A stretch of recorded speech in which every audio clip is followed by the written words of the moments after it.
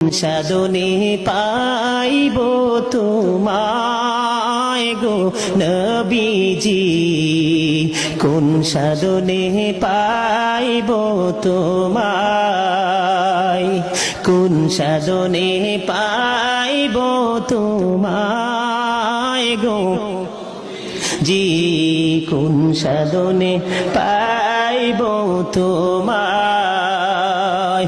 ও নবী রাখালি আর বেশে